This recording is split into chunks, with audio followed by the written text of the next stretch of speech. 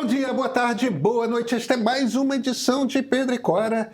E o nosso assunto hoje, eu não vou enganar vocês, vocês acham que vocês estão entendendo inteligência artificial? Não estão não, mas nada contra, porque eu também não estava. A coisa está mudando. Pedro e Cora, como vocês sabem, toda terça-feira, toda quinta-feira, no YouTube do Meio, na sua plataforma favorita de podcasts. Eu sou Pedro Doria. Ao meu lado está minha querida amiga Cora Ronay. Você estava entendendo, né, Cora? Ô, Cora, 3 novidades de inteligência artificial que vão mudar a maneira como você pensa sobre IA. Vem.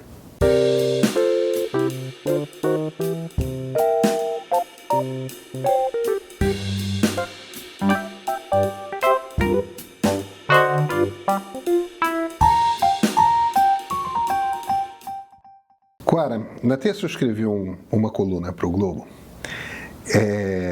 que eu queria compartilhar com você e com o nosso público, porque eu acho que tem uma coisa de diferente acontecendo no mundo da inteligência artificial. Eu citei 3 produtos novos que foram lançados nas últimas 2 semanas. Nenhum de empresa conhecida de inteligência artificial. E, no entanto, os 3 são marcos na inteligência artificial daqueles que deviam ser apontados como uau, isso, aquilo. Só que não é da OpenAI, não é do Google, não é da Anthropic, não é de ninguém que a gente conheça. Quais são? 3 produtos. O primeiro se chama Sesame. E Sesame te oferece 2 vozes. Uma voz masculina, que é o Miles, e uma voz feminina, que é a Maya. E ele só faz uma coisa. Ele bate papo com você.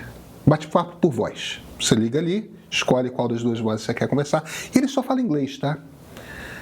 Mas você nunca conversou com um computador como se fosse um ser humano, como você conversa com o Sesame. Mesmo se você leva em consideração o Advanced Speech da OpenAI, que já é bastante impressionante, tem umas interrupções, tem umas pausas, tem aquele momento que ele para processar o que ele ouviu e aí responde. Não. Sesame é em tempo real. Você sai batendo papo e estamos aqui nós 2 conversando. Cara, impressionante, hein? É muito impressionante. É muito impressionante. Tipo, opa, chegaram no ponto em que não tem mais um computador ali, estamos conversando com o ser humano, e, no entanto, o ser humano é artificial. E é muito interessante porque essa empresa americana que faz o Sesame, que é uma empresa que só tem esse produto. E olha, eu vou te dizer o seguinte, que o ChatGPT já está muito bom. Cora, é diferente. É diferente o Sesame. Porque não tem... Ele tem 2 diferenças. A primeira diferença é o seguinte: o Sesame não tem a pausa para ele processar o que você falou, e o ChatGPT dá uma pequena pausa de forma que a conversa não é fluente. Não é totalmente fluente. Ele nos impressiona muito porque a gente nunca viu nada igual, só que Sim. Quando você começa a conversar com o Sesame, você percebe que a diferença é o seguinte: tem aquela expressão da turma de tecnologia que é o Uncanny Valley. Não sei se é o Vale do Desconhecido, o Vale do Limiar, enfim, não importa. O Uncanny Valley é uma expressão que se usou inicialmente para computação gráfica, quando tem aquele desenho, por exemplo, que é um desenho muito bom, chamado Final Fantasy, que é baseado no videogame, em que você, pela primeira vez, chegou a um tipo de desenho animado por computação que parecia muito realista, mas aí você olha para aquele olho feito com computador, os poros estão lá, isso, aquilo, mas o olho parece morto. Tem sempre uns pequenos detalhes que fazem com que... O ponto da ideia, do conceito do Uncanny Valley é o seguinte: você vai crescendo na verossimilhança da imagem que você constrói, até um ponto que está quase perfeito, mas não está perfeito. A gente, enquanto está ligeiramente caricatural, a gente está bem com ele. Quando está perfeito, a gente está bem com ele, mas tem aquele pontinho ali, em que está quase perfeito, Mas o olho, aí dá um certo incômodo. O incômodo é esse, o olho parece... Então dá um irque. A conversa do ChatGPT com Advanced Speech tem um uncanny valley. Parece muito um ser humano, mas tem aquelas pausas de processamento que não... O que o César me faz é cruzar um uncanny valley e entregar uma coisa que é uma conversa perfeita com o ser humano. Estou curiosa em ver. É muito interessante. Mas só nessa coisa do ChatGPT, aliás, eu li uma pesquisa muito engraçadinha, que 67% das pessoas que usam ChatGPT tratam o ChatGPT bem. Pedem por favor, agradecem. Que bom, somos civilizados. Olha aqui. Eu gostaria que as pessoas fossem assim na vida real, porque me parece... Assim, Cora, se estamos falando com nossos futuros senhores, é bom olha aqui, eu demonstrar faço respeito desde o início. Mas eu tenho feito isso. E aí comecei a pensar, por que eu faço? Bem, faço isso porque é a forma como eu sou, quer dizer, eu vou pedir alguma coisa para alguém, eu acho que não botar um por favor, alguém me traz uma coisa que me impressiona muito, eu tenho que dizer muito obrigado, puxa, valeu, né? Eu já me peguei várias vezes me criticando, cara, você está agradecendo a máquina, você... E às vezes eu sou meio ríspida porque estou com pressa. E no outro dia ele mentiu, que ele alucinou completamente, ele inventou um... Eu disse, pô, que droga isso. Mas eu pensei, não é bom fazer isso até pelo seguinte, porque a máquina te responde de acordo com a maneira como você trata ela. Certo. E eu prefiro ser tratada com simpatia pela máquina. Você está certo. Né? Se a gente pode tornar... Eu estou nos 67% aí também. Pois é. Mas tem gente que xinga de propósito e... Tá. A outra empresa é uma empresa chinesa chamada Manus. E eles produziram o primeiro agente que funciona. Eles fazem uma demonstração que é o seguinte: o sujeito se vira e fala, olha aqui, na minha empresa, que é uma empresa que faz XYZ, a gente precisa contratar alguém com tais características, eu preciso que você analise aqui esses currículos e me dê uma sugestão de quais são os melhores candidatos para essa vaga. Mas isso não é só para mim, é para mim e para os meus chefes aqui. Então, o que o Manus faz na demonstração que tem por vídeo é o seguinte: ele pega todos aqueles currículos em formatos diversos, né, PDF, DOC, etc., processa todos, aí começa a pensar no perfil, aí escreve um programa para melhorar ele, avaliar determinadas coisas, roda o programa, chega a conclusões em cima daquele programa. Aí tem as conclusões. Enquanto o computador está fazendo isso, o sujeito entra, desculpa, eu sei que eu não quero te atrapalhar não, mas chegaram mais esses 4 currículos. Joga aí também, é ele, claro, muito obrigado, não é? Abre o e-mail, preenche o e-mail, abre o software de e-mail, sei lá o quê, preenche o software de e-mail com os executivos lá que precisam receber e fala, olha, eu acabo de analisar esses troços, assim, escreve um e-mail, manda as conclusões, manda os currículos juntos e pronto.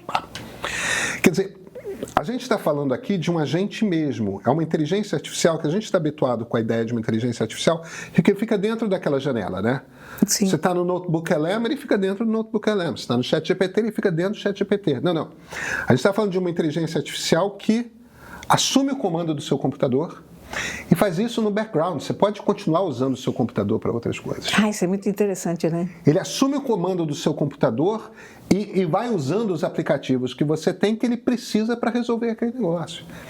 Quer dizer, daqui a pouco eu posso me virar para humanos e falar, olha, todo dia tal, eu preciso ver no meu e-mail se chegou o boleto do aluguel e entrar no meu banco e programar o pagamento daquele negócio para aquele dia, porque eu esqueço toda hora, tá? Faz isso para mim, você solta o agente e Ele fica de olho no e-mail que eu estou recebendo. Quando chega o boleto do aluguel, ele vai lá e paga o boleto do aluguel. Quer dizer, ele tem acesso aos teus dados, a todo o material do Gmail. Veja, esse exemplo foi um exemplo que eu dei, o do boleto do aluguel. O exemplo do currículo é um exemplo que eles mostram.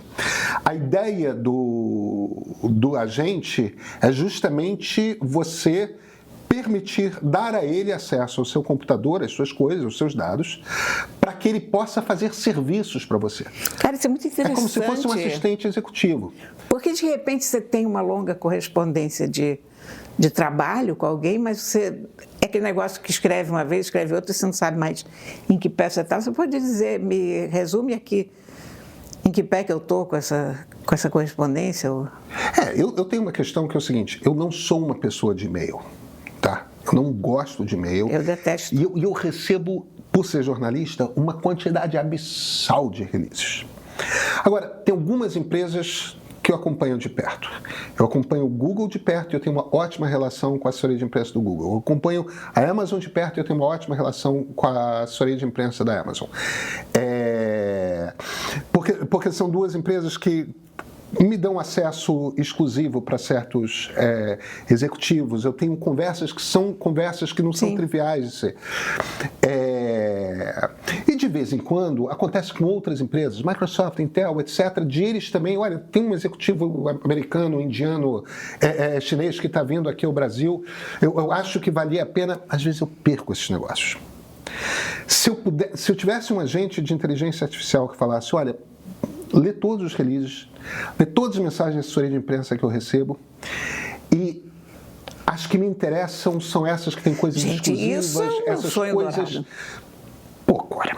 Isso é meu sonho dourado, porque quando eu abro o meu e-mail do jornal, quer dizer, eu trabalho no Globo desde 1991, estamos falando de uma caixa postal. Que é só lixo, né? Que é só lixo. E eu não tenho coragem de... Eu sonho com uma implosão daquela... Olha, sabe que eu vi uma entrevista de um ator, num desses programas noturnos nos Estados Unidos, que perdeu a casa no incêndio na Califórnia agora. E foi a casa em que ele nasceu. Foi a casa em que ele foi criado. Foi a casa em que ele viveu com a mulher, antes de se separar. Casa em que os filhos nasceram, e o apresentador assim, nossa, mas que coisa terrível. Aí, mas você sabe de uma coisa? Eu, de repente fui lá naquele lugar, vi aquelas cinzas e tive uma sensação de liberação. A ideia de que posso começar tudo de novo. É um privilégio de quem tem dinheiro para começar tudo de novo, mas eu entendo o que ele quer dizer quando eu penso na minha caixa postal. Porque... eu não teria coragem de tocar fogo à minha casa. Mas se aconteceu, você entende aonde o cara quer chegar, quer dizer, se liberta de uma carga do passado para começar um tempo novo. E eu tinha vontade que acontecesse assim, uma hecatombe com a minha caixa postal, que ela desaparecesse, eu tivesse que começar do zero, e eu seria uma pessoa tão mais leve, e eu seria tão mais feliz, mas eu não tenho coragem de apagar, porque tem coisas ali que eu sei que, no momento em que eu apagar, um dia ou dois depois eu vou precisar. Mas isso seria perfeito, né? O ponto é o seguinte, e esse não é um ponto irrelevante. O Manus foi lançado na semana passada, durante o nosso carnaval. E ele é daqueles troços que para você acessar você precisa de convite. Sabe aquela coisa que quem recebe... Pode mandar um para mim, por favor. Hã? Pode mandar um para mim. Eu também quero, porque eu ainda não tive. E os servidores parece que estão sobrecarregados. Então, existe, neste momento, uma certa dúvida a respeito de o quanto que o Manus de fato entrega, porque pouca gente está conseguindo usar o sistema. Tá. Mas vamos partir do princípio de que é China, afinal de contas, eles vão encher de computador aquele negócio e em um mês o troço está estabilizado. Parece ser muito revolucionário se de fato estiver funcionando. Nossa, eu já vejo o uso para mim, para ontem. E, poxa vida. Você diz assim, olha, joga fora tudo que não tem interesse para mim nessa caixa postal. Isso. Pronto. É isso. apaga todas as fotos duplicadas. O que eu faria, a foto duplicada, para Mac tem um app chamado Gemini que faz isso. Mas não, o próprio Fotos do Google pode fazer, mas o problema é quando você tem essas fotos espalhadas pelo computador inteiro. Mas o Gemini em do Mac vários faz discos. isso. Bem, Eu já tentei fazer isso, nunca, na verdade, consegui resolver esse problema. Arquivos duplicados, eu tenho... Volta e meia eu percebo que eu tenho um espaço lá que está sendo tomado por... O ponto para Mac tem um software chamado Gemini que faz isso e faz muito bem. Ele ainda se vira quando ele tem dúvida. Quando ele encontra um arquivo que tem o mesmo tamanho, ele se vira para você. Você tem um critério? Você quer que eu apague o mais antigo, o mais novo? Você quer ver os do por PC também. Mas eu ainda nunca consegui fazer isso direito. É engraçado. Não... Esse Manus, se funcionar, é um troço, qualquer coisa de espetacular. Esse é um troço de inteligência artificial que eu quero e vai fazer muita diferença para mim. Aliás, eu aposto que todo mundo vai encontrar 10 utilidades profissionais e pessoais imediatamente para isso. Porque imagina, essa coisa, por exemplo, de e-mail, os e-mails que interessam, não interessam, você se vira e fala, 2 vezes por dia entra na minha caixa postal, vê se tem e-mails com tais características e quando tiver, me avisa. Me manda um zap. Me manda um WhatsApp. Espetáculo, né? Aí eu recebo opa, muito obrigado. Genial. Olha... Eu quero isso. Eu quero. E o interessante, de novo, é que assim como o Sesame, o Sesame é americano, Manus é chinês. Ambos vêm de empresas que não estavam no mapa. Ninguém estava cobrindo essas empresas, ninguém estava falando sobre o que esses caras estavam desenvolvendo e, de repente, aparecem com produtos únicos de inteligência artificial, porque o Manus é o único produto da empresa que faz, o Sesame é o único produto da empresa que faz, e são produtos muito, muito, muito superiores. O Sesame eu já experimentei, o Manus estou querendo, muito superiores ao que todas as grandes firmas de inteligência artificial conseguem entregar até hoje. Cora, isso é muito especial. Eu vou testar. Você falou que tinha 3 programas. O terceiro pode parecer pouco interessante, mas eu vou explicar por que eu acho fascinante. O terceiro é de uma empresa francesa e se chama Mistral Saba. E é um grande modelo de linguagem em árabe. O lance veja, o Gemini, o ChatGPT, eles falam árabe. Como eles falam português, como falam francês, como falam russo, como falam coreano, hebraico. Mas como é que eles falam essas línguas? Eles pensam em inglês e traduzem e te entregam em português. Veja, não é ruim, mas o texto em inglês deles tem muito mais qualidade, muito mais fluência do que o texto em português, do que o texto em francês. Isso é muito curioso, a gente percebe a diferença entre inglês e português. Porque tem diferença. Não é que seja ruim, não, mas é mais rico o inglês. Então, em essência, se você a língua na qual você treina um grande modelo de linguagem é a língua mãe daquele modelo de linguagem e, portanto, ele vai ser muito superior do que em qualquer outra língua. Então, o que o pessoal dessa empresa Mistral, que é uma empresa francesa, decidiu fazer? Eles decidiram, certamente com grana saudita, Qatar, etc., eles decidiram treinar um Large Language Model em árabe. Árabe é uma língua importante, é a língua oficial de 26 países. Agora, é uma língua falada por 300 milhões de pessoas. É mais ou menos do tamanho do português. O português é falado por 250 milhões de pessoas. Por aí. É engraçado, eu achava que era muito mais falado. Não, veja, é equivalente em tamanho ao português. O português encosta ali em 250, 260 milhões de pessoas, o árabe é umas 50 milhões de pessoas a mais. Não é um mandarim.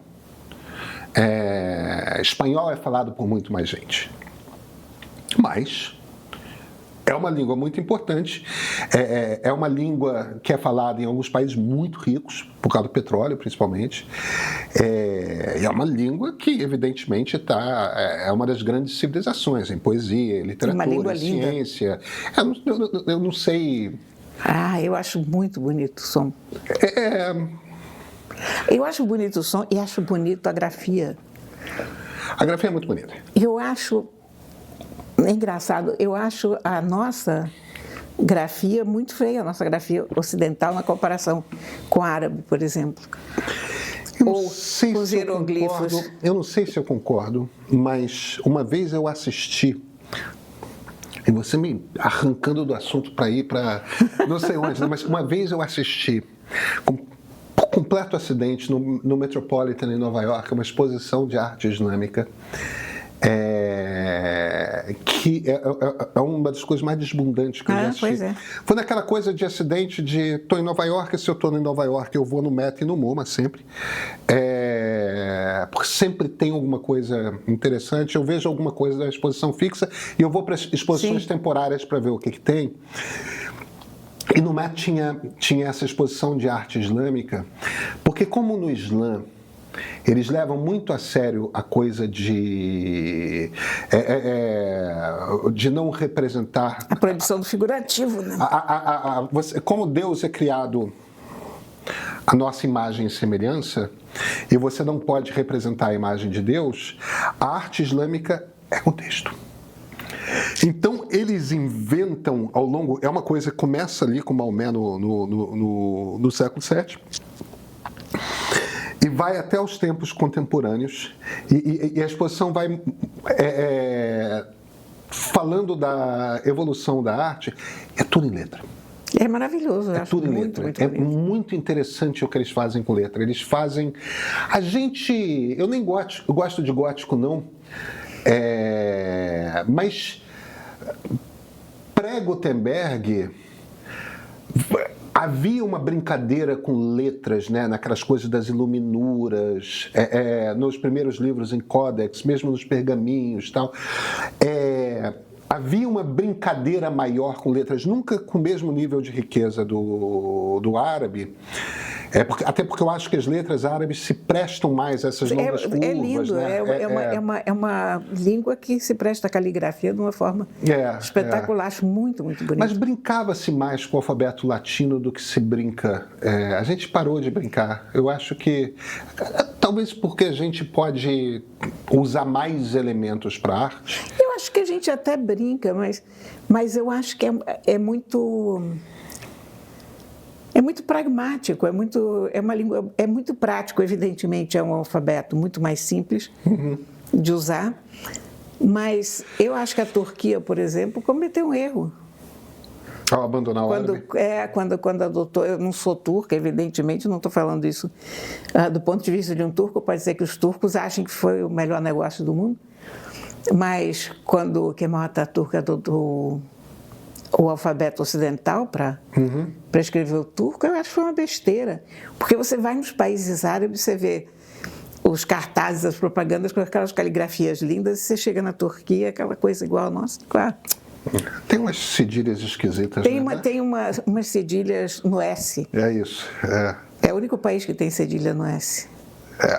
Não sabia que era o único, mas eu acho que é o único, porque eu sempre percebo que aquilo está em turco por causa desse S. No S, Mas o barato é uma empresa francesa que também não estava no mapa de ninguém, e de repente sai com um Large Language Model, um grande modelo de linguagem árabe para servir para os árabes.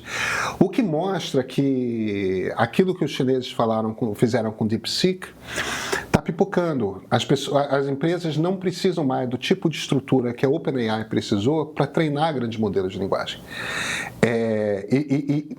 E, obviamente, vai ficar cada vez mais fácil você treinar modelos de linguagem de grande porte. Eu cada vez traduzo de uma maneira diferente, né? LLM. Essa palavra ainda não se fixou. Não se fixou. E eu tenho dificuldade de falar LLM, porque é primeiro uma sigla... Muito enrolado. E como uma sigla em inglês, então a gente não tem modelo de linguagem de grande porte, grande modelo de linguagem. Olha, eu me lembro que quando tecnologia começou a virar assunto, quando se chamava informática ainda, a gente tinha os maiores problemas de como é que a gente ia escrever as palavras mais simples do mundo, printar. Tinha uma certa vergonha de falar deletar, printar. Exatamente, né? Sendo que deletar, quer dizer, as palavras até hoje a gente nem usa muito, mas o deletar tem origem latina, né? Porque lembra, delenda Cartago?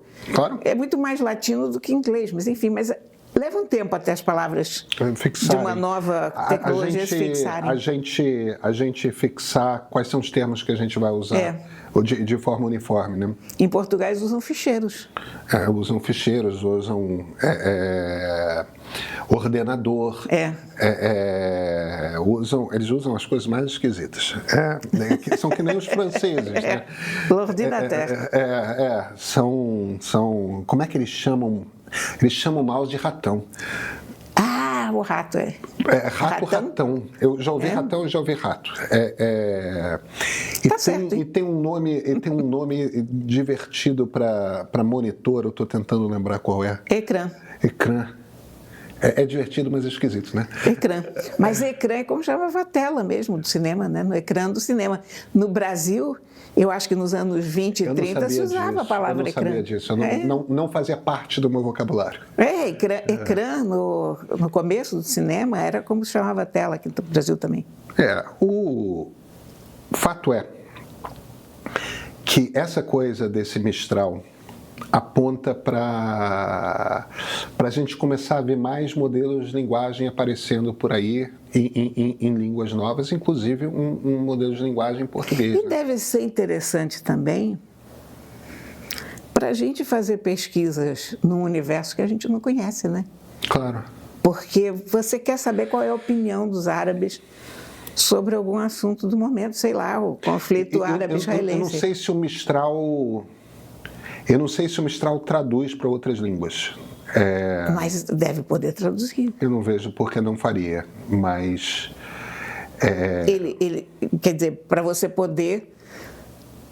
Ou você dá os comandos através do ChatGPT, pede que o ChatGPT traduza, põe aquele comando lá, quero opinião do que está sendo dito sobre esse conflito na imprensa, etc. e tal. No fim das contas, Cora, o ponto é o seguinte, eu acho que eu, pelo menos, saí de 2024 com a impressão de que 4, 5 empresas iam dominar o mundo da inteligência artificial, iam vender a tecnologia base, que todo mundo ia desenvolver suas tecnologias a partir de comprar o kit de uma das 5. E eu entro nesse 2025 com uma impressão de que esse jogo não está nada definido e tem um monte de surpresa que vai começar a aparecer por aí e a gente vai ver muito avanço em inteligência artificial vindo de empresas pequenas, de partes diferentes do mundo. Esse Mistral é feito na França. E, Cora, o jogo está aberto. Está aberto. Não é interessante? Maravilhoso. Mal posso esperar. Nos vemos na terça-feira? Nos vemos na terça. Então, até a terça-feira. Meio Premium é o aplicativo de streaming do Meio, tá? Disponível para smartphones, computadores, TV Samsung e LG. Cada título disponível no nosso streaming foi escolhido a dedo. É o mesmo cuidado que a gente tem aqui na curadoria de notícias. Você encontra no nosso catálogo com documentários, reportagens especiais e programas exclusivos. Assine por apenas R$ 15 e troque a distração por conhecimento.